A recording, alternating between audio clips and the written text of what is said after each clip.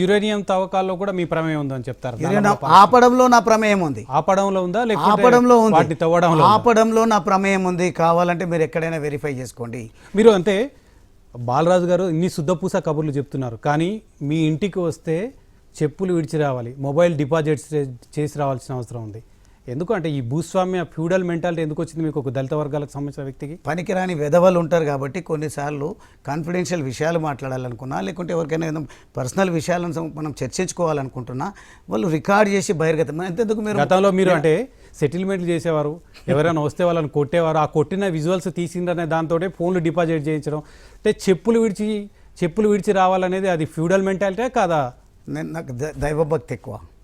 నేను ఎవరింటికైనా వెళ్ళినా, లేదు అంటే దేవాలయాలకు వెళ్ళినా, లేదంటే ఎవరైనా ఆఫీస్లో వాళ్ళు ఆ సాంప్రదాయాన్ని పాటిస్తే నేను కూడా పాటించడం అనేది నా సాంప్రదాయం. నేను ఉన్నటువంటి చేంబర్లో నేను కూడా చెప్పులు బయటే విడిచి వెళ్తాను. కారణం ఏంటంటే చాలాసేపు మనం అక్కడ కూర్చుంటాం, తిరిగి ఊరంతా దేశమంతా తిరిగి వచ్చేటప్పుడు చెప్పులకు ఏమైనా అంటుకుంటుందని తప్ప అంటరాని వాళ్ళగా చూసేది కాదు. నేను తీసినప్పుడు మా వాళ్ళు కూడా ఏడవడము. అదేవిధంగా ఫోన్స్ డిపాజిట్ కొన్ని సందర్భాల్లో ఎందుకు చేయిస్తాము అనేది మీకు తెలుసు. కాబట్టి దాన్ని అర్థం చేసుకోవాలి తప్ప అదే మీ సెటిల్మెంట్ల వ్యవహారాలు బయటకు రాకుండా ఉండడానికి ఫోన్లు దమ్ముంటే ఇప్పుడు ఈ రోజున్న ప్రభుత్వము మన ముఖ్యమంత్రి గారు నా నియోజకవర్గానికి సంబంధించినటువంటి, ఒక రకంగా చెప్పాలంటే వారు చెప్పేటువంటి పద్ధతిలో గువ్వల బాలరాజు గారు మా ఎమ్మెల్యే, తన ఓటర్ను నేను అని చాలా గౌరవంగా కలిసినప్పుడు చెప్పేటువంటి వాడు. ఎట్లా అనిపిస్తుంది మీకు? అదే అంటున్నా, నా నియోజకవర్గానికి సంబంధించి అణువణు వారికి తెలుసు కంటే నన్ను ఎందుకు ఓడించడానికి ఏ రకంగా రేవంత్ రెడ్డి గారు అందరినీ కోఆర్డినేట్ చేసిండ్రో, ఎంత శ్రమ పడ్డారో. ఆయన పార్టీని గెలిపించుకోవడానికి ఖచ్చితంగా డెఫినెట్గా అది కాదనట్లేదు నేను. అందుకని అందులో భాగంగా ఒకవేళ నా లూప్ హోల్స్ ఏమన్నా, నా దుర్మార్గాలు ఏమన్నా ఉంటే బయటకు తీయొచ్చప్పుడు అంటే అధికారంలో లేరు. ఈ రోజు అవే విషయాలను క్రోడీకరించి నన్ను శిక్షించమనండి, అవే చర్చకు పెట్టడం వల్ల ప్రయోజనం ఏముంది? మీ నియోజకవర్గానికి సంబంధించిన వ్యక్తి ఇప్పుడు ప్రస్తుత ముఖ్యమంత్రి రేవంత్ రెడ్డి గారు, మీరు 10 ఏళ్ల కేసీఆర్ పాలన చూశారు, ఇప్పుడు 2 ఏళ్ళు కావస్తుంది రేవంత్ రెడ్డి పాలన చూసారు. ఏ పాలన మంచిగా అనిపిస్తుంది మీకు? అద్భుతంగా కేసీఆర్ గారి నాయకత్వంలో రాష్ట్రంలో మంచి పాలన జరిగింది, అనుమానం లేదు.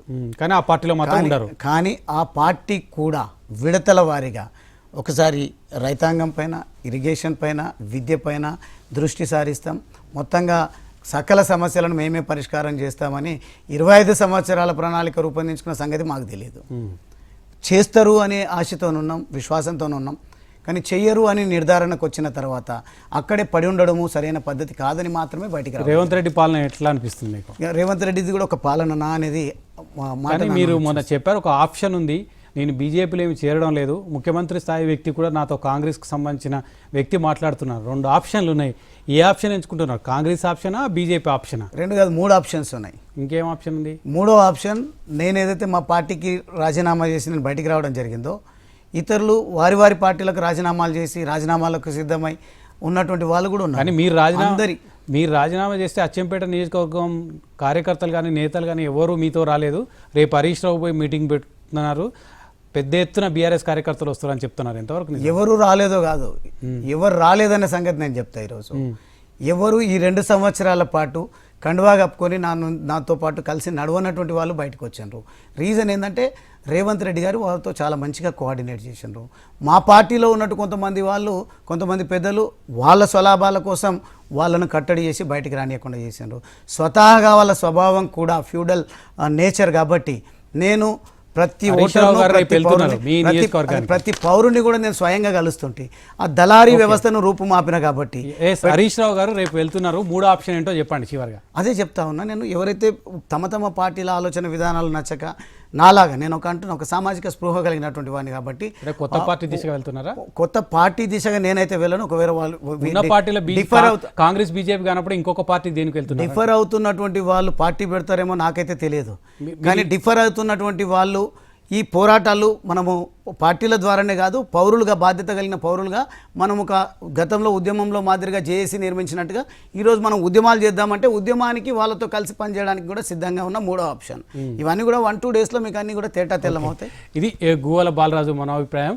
సో మొత్తం మీద ఏ పార్టీలో చేరుతున్నారనేది స్పష్టత ఇవ్వలేదు, కాకపోతే జాతీయత భావం ఉంది, దళిత వర్గాల పరిరక్షణకు, పేద వర్గాల పరిరక్షణ కోసం పనిచేయడానికి తనకు ముందుకు వెళ్తాను, గతంలో ఇచ్చిన అవకాశాన్ని ఆ పార్టీ అభివృద్ధికి, ప్రభుత్వంలో ప్రజలకు సేవలు అందించడానికి తాను ఎంతగానో కృషి చేశానో ఆ కృషిని మరింతగా అంబేద్కర్ భావజాలాన్ని ప్రజల్లో తీసుకెళ్లడానికి, ఆయన ఆశయాలను అమలుపరచడానికి తనకు ముందుకు వెళ్తానని డాక్టర్ బాలరాజు చెప్తున్నారు.